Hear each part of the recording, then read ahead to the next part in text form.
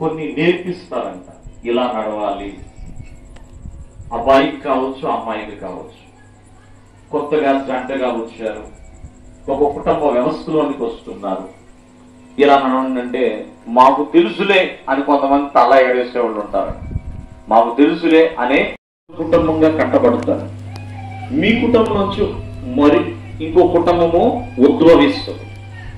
అప్పుడు ప్రియమైన వాళ్ళరా, మీరు వాళ్ళకి ఏదైనా చెప్పాలన్నా, ఏదైనా నేర్పించాలన్నా, ఏదైనా నడిపించాలన్నా మీరు చేసి ఉంటేనే, లేకపోతే లేదు. కాబట్టి సంతోషమైన కుటుంబంగా మీరు కట్టబడాలి అంటే దేవుని అందరి ఎల్లప్పుడూ కూడా విధేయుడై దేవుని మార్గంలో నడవాలి. దేవుని మార్గం ఎప్పుడు కూడా ఉండేనండి. హల్లెలూయా. విధేయత లేని కుటుంబాల్లో విజయాలు రావు. కాబట్టి మీ కుటుంబం సంతోషంగా ఉండాలంటే విధేయత చూపించాలి. ఎవరు ఎందుకంటే దేవుని యెడల విధేయుడుగా, ఒక విధేయురాలుగా, విధేయత కలిగిన కుటుంబముగా జీవించాలి. అందుకనే ప్రేమ వల్ల ద్వితీయోపదేశ కాండంలో ఒక మంచి మాట ఉంటుంది, మీ అందరికీ తెలిసిన మాట. అక్కడ విజయాలు ఉంటాయి. అబ్రాహాము ఎక్కడా ఓడిపోలేదండి, విజయాన్ని చూశాడంతే. 100 సంవత్సరాలు అలాగే జీవించాడు, విజయాన్ని చూడకండి.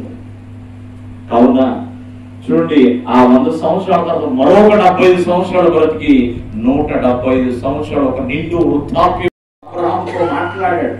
నీ సంతానాన్ని సముద్ర వెందలి ఇసుక రేణువుల వలె చేస్తాను, ఆకాశమందలి నక్షత్రం వలె మారుస్తానన్నాడు.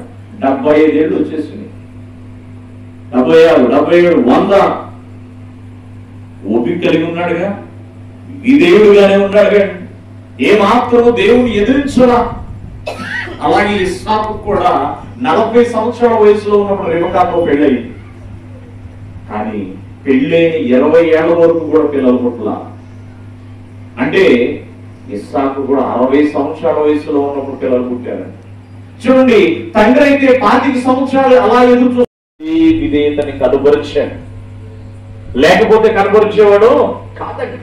అందుకని దేవుడు చెప్తున్నాడు, నేను నిన్ను ఎరిగి ఉన్నాను, నీ కుటుంబం నువ్వు ఏ రీతిగా నీతి కలిగి జీవించావు, న్యాయాన్ని కలిగి నడుచుకున్నావు. కాబట్టి విధేయత యొక్క మార్గం ఏంటి?